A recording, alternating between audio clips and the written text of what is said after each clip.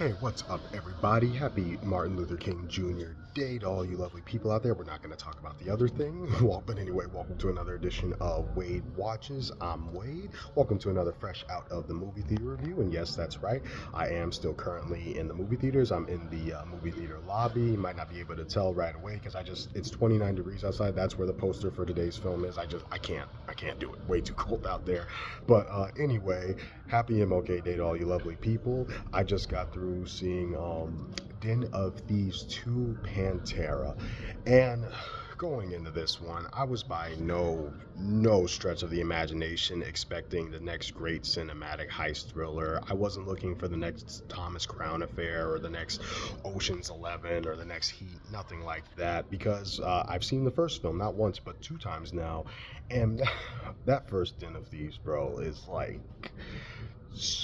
just so comedically macho man, testosterone fueled, red meat, sausage fest, big dick, in your face, tough guy, that it's hilarious. Like, it's like a guilty pleasure at this point. Like, I, again, even with that first film, I acknowledge that it's no masterpiece, but I still thoroughly enjoyed it just because of how, like, over the top it goes with like the tough guy act. Like, it really goes over the top.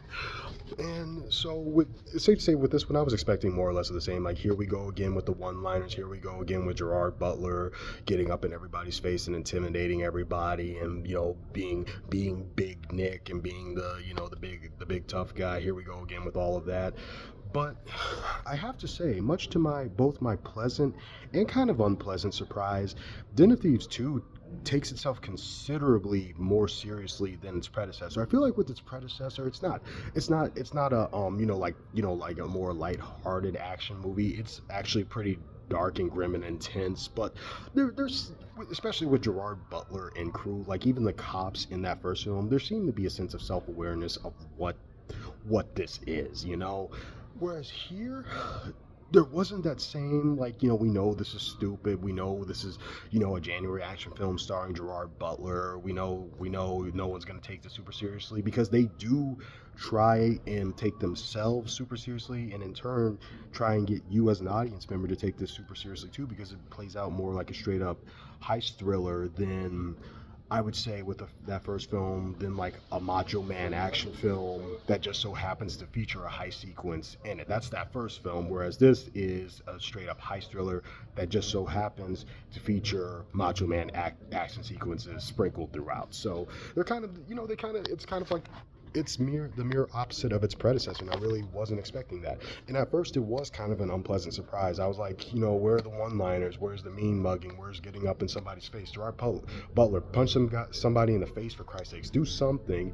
But the more it went on, the more I fell in line with it. The more I was able to see what they were attempting to do, and the more I remembered that this kind of feeds into what the first film was setting up. So it is kind of technically a natural sequel that achieves what it was trying to set up in the first film, where in the first film you're focused on Pablo Schreiber and 50 Cent. They're the big tough scary guys in the crew, but light spoilers for Den of Thieves, I apologize, but as it turns out, O'Shea Jackson Jr. was, kind of the mastermind all along, and now he's, front and center in the film. There's nobody else from the first film back but him and Gerard Butler, and now he's doing things his way. So, the more it went along, the more everything started to kind of fit together, and I was like, okay, I understand why you guys are taking this new direction. I understand why you're doing this, and what's more, I'm invested. I like a good heist film. A lot of the, again, a lot of the ones I name drop don't necessarily feature a lot of, like, hand-to-hand combat or shootouts. In Ocean's 11, George Clooney never, like, punches somebody in the throat or kicks somebody in the groin or says, fuck y'all, you motherfuckers. He's smooth as hell. He's Danny Ocean. And again, I get that the first Den of Thieves is nowhere near like that, but I guess they decided with Den of Thieves 2 Pantera I guess they decided that they would try and take themselves more seriously and would try and be as, a serious heist thriller. And it doesn't always succeed. It doesn't always work. Even with all of that still being said, this one is just as long as the first film, 2.5 hours. And there were some dull moments. Again, admittedly, there were times where I found myself saying, can something blow up? Can something just happen?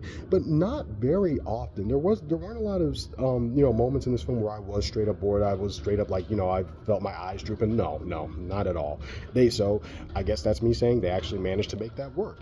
So with all of that being said, another thing working against it is that they try to, I think, at least I think they try to do this. They try and establish that there are other interested parties interested in stealing the thing that they're trying to steal here, and I won't say what that is. It does have to do with the diamond exchange. That's all I'll say here. But there are other interested parties who are after this, and I'm disappointed that they didn't do more with that, because perhaps if they did have these other interested parties be like more of a straight up threat, kind of like maybe even intimidate our guys, the crew that we're following. Maybe I could have gotten more of those moments where Gerard Butler's like, "You better stay the fuck out of my way, motherfucker," or something like that. But you don't get that, because those guys are like there at the very beginning. It's like, hey, there are these other guys who are after this, and they come in at like the very end. And by that time, I had already forgotten that they even existed, and that they're even in the movie. When they came back in the end, I was like, oh yeah, those guys. so there's that too. But other than that, I really can't think of too much that like really bothered me here. I think I named my two biggest gripes. I wish there was a bit more of that macho camp from the first one in this one, to kind of like maybe lighten it up and liven it up just a little bit, because that first film was so much, had so much of that it was so fun. And maybe I was looking for a little bit of that here, even though I knew they were trying to like take it, much more seriously. But again, once it kept going, once it kept doing its thing, I was like, okay, I respect what you're doing. I respect you doing a different thing. I get it. You go ahead and do your thing. The less I complain, but still. So yeah, wrapping it up, I'm gonna go ahead and give Den of Thieves 2 Pantera a 7 out of 10. Though by no stretch of the imagination, though it's not as good as like Widows or Ocean's 11 or any memorable heist thriller, I'm not really going to be thinking about this one too much as I drive home.